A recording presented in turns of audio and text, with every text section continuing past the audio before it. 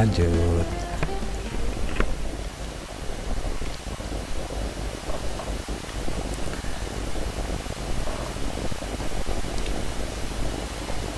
Motherboard di stop. Ini adalah penampilan dari motherboard. Di sini tempatnya prosesor ada di sini. Kemudian ini tempatnya RAM ada di sini. Ini VGA di sini. Kemudian ada colokannya untuk ini di sini untuk power supply di sini. HP ini untuk hard disk di sini, ini untuk hard disk, dan ini di samping-samping itu colokan yang ada di belakang pada tadi. Oke, nah, lebih jelasnya inilah untuk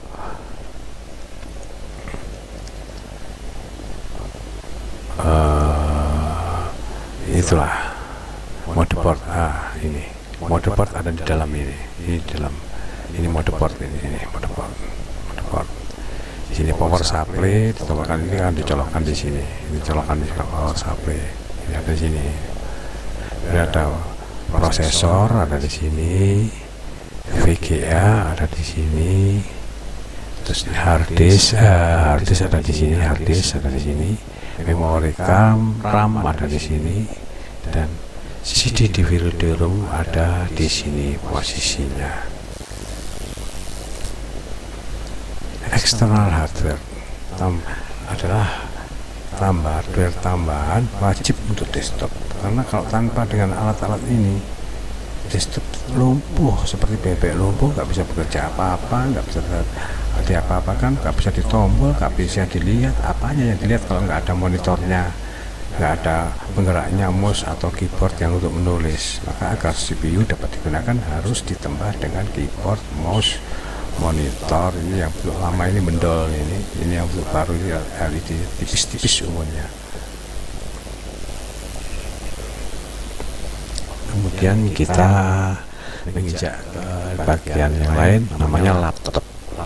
Sering disebut juga notebook.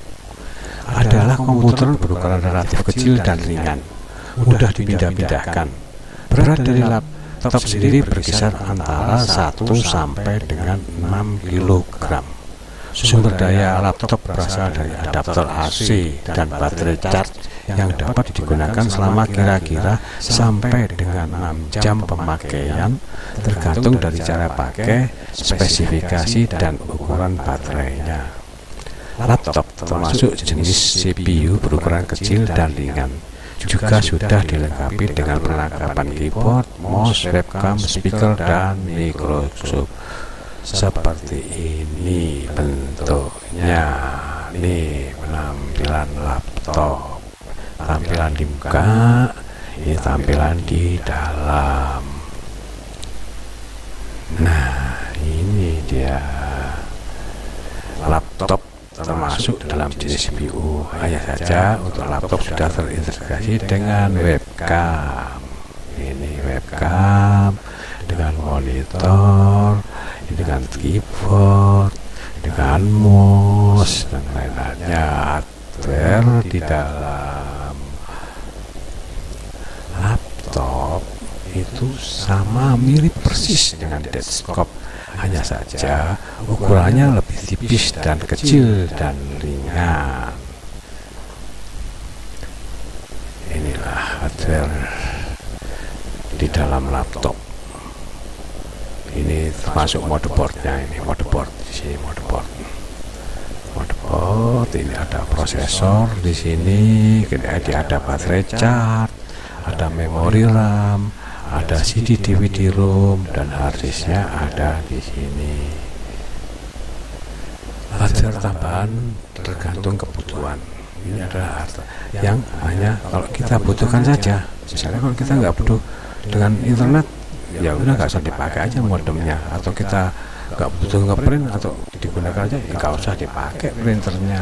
Kita nggak butuh bicara di depan mikrofon, nggak perlu dipakai. Jadi ini adalah hardware sekunder yang dibutuhkan kalau kita hanya mau menggunakannya aja. Itulah untuk lebih bagus lagi lah cara kita untuk mungkin ingin mendengarkan musik ya, harus diberikan speaker eksternal. Cara kerja Central Processing Unit. Pertama, kita melakukan input melalui keyboard, mouse, mikrofon, webcam atau scanner. Pilih salah satu bisa.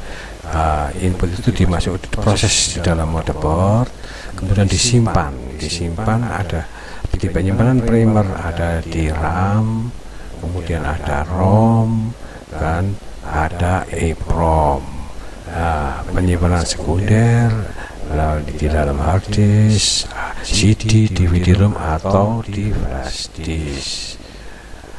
Untuk mengirim proses supaya diterima di monitor, disimpan dari penyimpanan inputnya, dimasukkan proses dari penyimpanan, dikeluarkan melalui ke output seperti monitor, printer, dan speaker. Itulah cara, sebenarnya sederhana cara kerja dari CPU ini, tapi ya hasilnya luar biasa.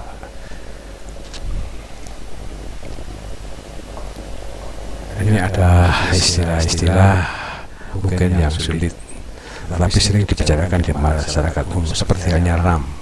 RAM singkatan dari Random Access Memory. RAM itu biasanya dalam gigabit, berapa RAM-nya? Sekian giga. Kenapa bisa cepat? Ya inilah pengertiannya di dalam ini. Silahkan dibaca sendiri. RAM singkatan dari Random Access Memory. Kemudian ada ROM singkatan dari Read Only Memory. Ia juga menyimpan, tapi ini susah untuk dihapus. Sifatnya ROM ini sifatnya permanen.